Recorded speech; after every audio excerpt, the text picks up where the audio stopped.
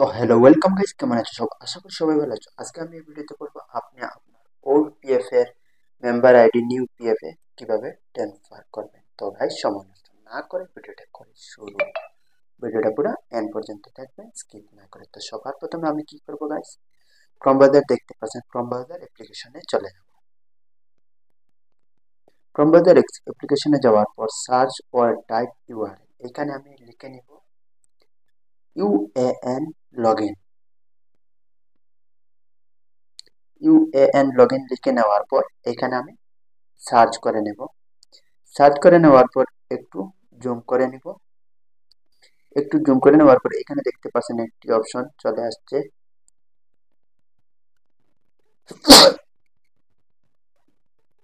Employee provident fund organisation নামে একটি option show হচ্ছে এখানে। তো আমি কি করব, এখানে টাচ করে নেব। এখানে টাচ করে নেওয়ার পর এখানে আবার ওকেতে ক্লিক করে নেব। ওকেতে ক্লিক করে নেওয়ার পর একটু জুম করে নেব। একটু জুম করে নেওয়ার পর এখানে উপরে দেখতে পাচ্ছেন ইউএএন নাম্বার, তারপরে নিচে দেখতে পাচ্ছেন আপনারা পাসওয়ার্ড, তারপরে সাইন আউট, তারপরে এখানে দেখতে পাচ্ছেন ক্যাপচা। তো আমি কি করব, প্রথমে ইউএএন নাম্বার যেটা আছে সেই নাম্বারটা এখানে ঢেলে নেব, 10134951, ওটা যে আছে আমার যেটি, সেটি ঢেলে নেব। ঢেলে নেওয়ার পর এখানে নিচে দেখতে পাচ্ছেন আবার পাসওয়ার্ড নামে একটি অপশন শো হচ্ছে। তো আমি কি করব গাইস, এখানে আমার পাসওয়ার্ডটা ডালবো।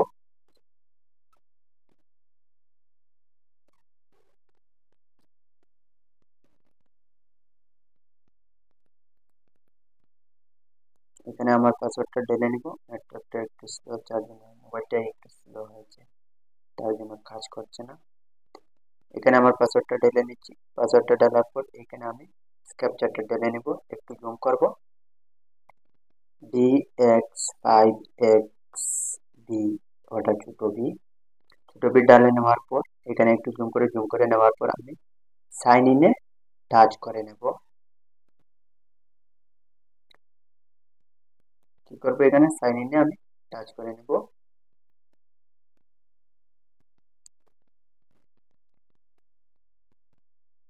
সাইন ইনে টাচ করে নেওয়ার পর এখানে একটু ওটিপি আসছে, ওটিপি নাম্বার যেটা আসবে দেখতে পাচ্ছেন চলে আসছে, ওইটা এখানে ডালবো।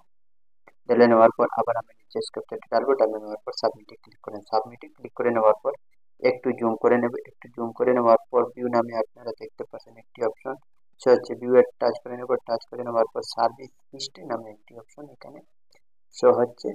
তো কি করবো, আমি সার্ভিস হিস্ট্রিতে টাচ করে নেব। তারপরে এর নিচে দেখতে পাচ্ছেন আপনারা সার্ভিস হিস্ট্রি। তো আমি কি করবো, সার্ভিস হিস্ট্রিতে টাচ করে নেব।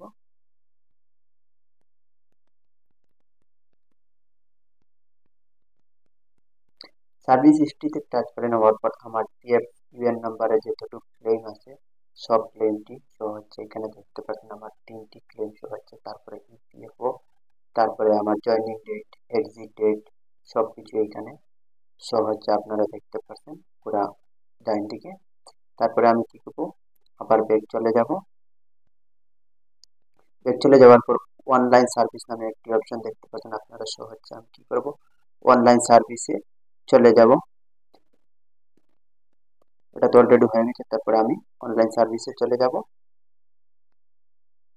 অনলাইন সার্ভিসে চলে যাওয়ার পর one member one EPFO account, যেটি নাম সহ লেখা সহ হচ্ছে, এখানে আমি টাচ করে নিব।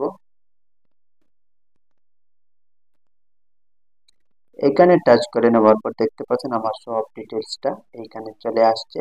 Personal information, details for present, তারপরে নিচে দেখতে পাচ্ছেন আপনারা পার্সোনাল ইনফরমেশন, তারপরে দেখতে পাচ্ছেন ডিটেলস ফর প্রেজেন্ট, তারপরে দেখতে পাচ্ছেন একটা select details of previously account, তারপরে সবার নিচে আপনারা দেখতে পাচ্ছেন দুটি অপশন এখানে শো হচ্ছে, select details for previously account. তো এইখানে দেখতে পাচ্ছেন দুটি অপশন শো হচ্ছে, previous employer, present employer.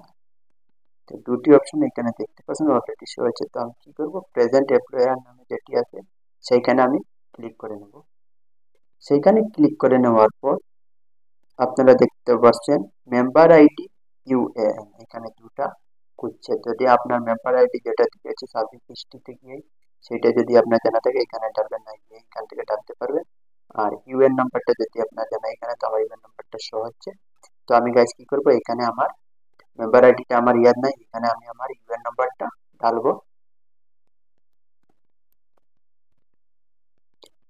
UN নাম্বারটা ডালার পর এখানে দেখতে পাচ্ছেন আবার গেট ডিটেলস। তো আমি কি করব, গেট ডিটেলস নামে যেটি অপশন শো হচ্ছে এখানে আমি ক্লিক করে নেব।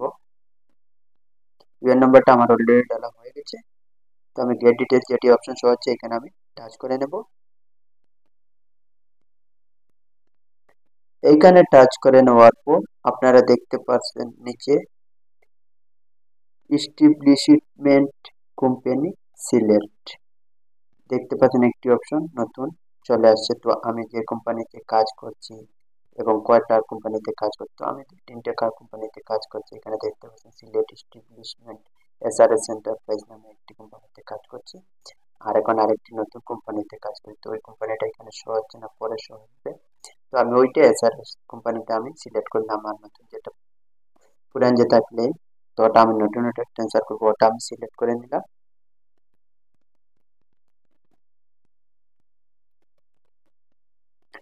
ওটা আমি সিলেক্ট করে নেওয়ার পর এখানে আমি টিক মার্ক লাগিয়ে দিব আমার মেম্বার আইডিতে।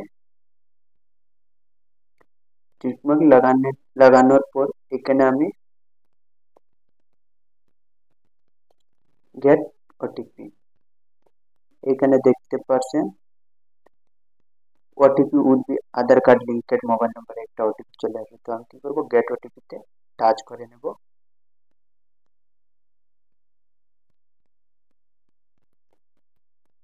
গেট ওটিপিতে টাচ করে নেওয়ার পর আমার আধার কার্ডে যেটি মোবাইল নাম্বার লিঙ্ক আছে সেই মোবাইল নাম্বারে আমার একটি ওটিপি চলে যাবে। সেই ওটিপিটা আমি এখানে দেখতে পাচ্ছেন আপনারা, আমার ওটিপিটা চলে আসছে।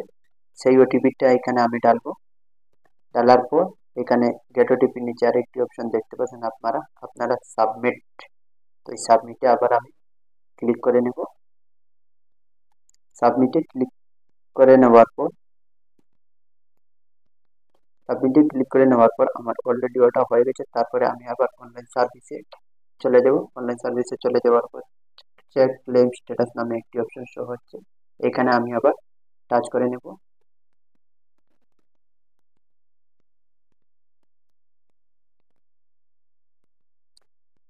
এখানে টাচ করে নেওয়ার পর দেখতে পাচ্ছেন আমার ক্লেমটা অলরেডি অ্যাপ্লাই হয়ে গেছে। তো ওইটা পুরো জুম করে দেখে নিব। এখানে দেখতে পাচ্ছেন পেন্ডিং আছে। আর ওইখানে যদি আপনার ইচ্ছা থাকে ক্লেমটা ক্যান্সেল করতে, তো ওইখানে রেড কালার নামে একটি ক্যান্সেল চলে আসছে, এখানে আপনি ক্লিক করে ক্লেমটা ক্যান্সেল করতে পারবেন। তো দেখতে পাচ্ছেন আমার ওইটা ক্লেম জিভোরিসের ওটা পেন্ডিং আছে এখন। তো একটু সময় লাগবে, 12 ঘন্টা না 24 ঘন্টার ভিতরে আমার ক্লেমটা পুরো কমপ্লিট হয়ে যাবে।